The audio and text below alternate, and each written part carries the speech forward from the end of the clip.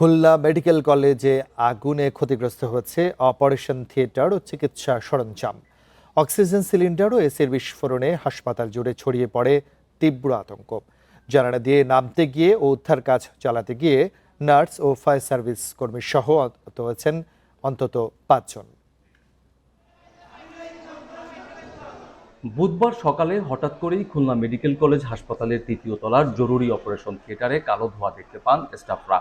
মুহূর্তের মধ্যেই তা পুরো অপারেশন থিয়েটারের আশপাশে ছড়িয়ে পড়ে। এতে হাসপাতাল জুড়ে ছড়িয়ে পড়ে তীব্র আতঙ্ক।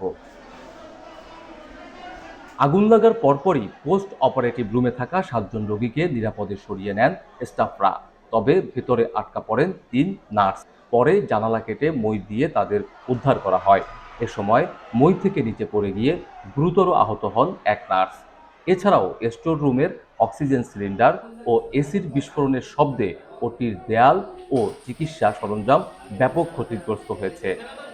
রয়দার দিদি দললে কাছে কি তোমরা সবাই বেরো, সবকিছু নিয়ে বেরোয় যাও, তাই সবাই ধরে ধরে নিয়ে বেরোয় যাও। পরে যে শব্দ হয়েছে ওরে শব্দ যেন কাঁপিয়ে গেছে আগামাটা সব, সে সব রাস্তায় চলে গেছে সব লোক। আগুন আর ধোঁয়া আসে আমার মুখে লাগেছে, আর কিছু দেখতে পারি না, শুধু ধোঁয়া আর ধোঁয়া। ওইখান থেকে গ্রিল কেটে আপারে বের করে নিয়ে যাওয়ার সময় এখানে ভিতরে যখন সিলিন্ডার বাস্ট হয় সেই আতঙ্কে আপা সহ ফায়ার সার্ভিসের বাইরে নিচে পড়ে যায়। খবর পেয়ে ফায়ার সার্ভিসের 10টি ইউনিট 1 ঘন্টার চেষ্টায় আগুন নিয়ন্ত্রণে আনেন।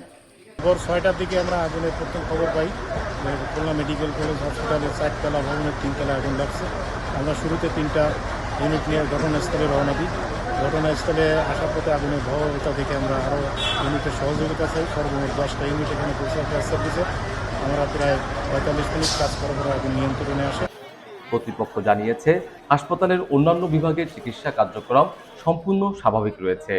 আগুনের একটা ঘটনা তো দুঃখজনক, এটা দ্রুতই আমরা রিকভারি করে আবার ধীরে ধীরে, বিশেষ করে অন্তত ওটির অংশটা তো খুব সেন্সিটিভ, এখানে টেকনিক্যাল বিষয় আছে। এটা ওনারা একেবারে যখন গ্রিন সিগন্যাল দিবে ভিডিও থেকে যে হ্যাঁ এখন আপনি চালাতে পারেন, তখন আমরা চালাবো। তার আগ পর্যন্ত অন্যান্য আদার্স যে সেফজোনটা আছে সেফজোনটা ইনশাআল্লাহ চলতে থাকবে। প্রাথমিকভাবে ধারণা করা হচ্ছে বৈদ্যুতিক শর্ট সার্কিট থেকে আগুনের সূত্রপাত। তবে তদন্তের পর আগুনের প্রকৃত কারণ জানা যাবে বলে জানিয়েছে কর্তৃপক্ষ। অভিজিৎ পাল, ইন্ডিপেন্ডেন্ট নিউজ, খুলনা।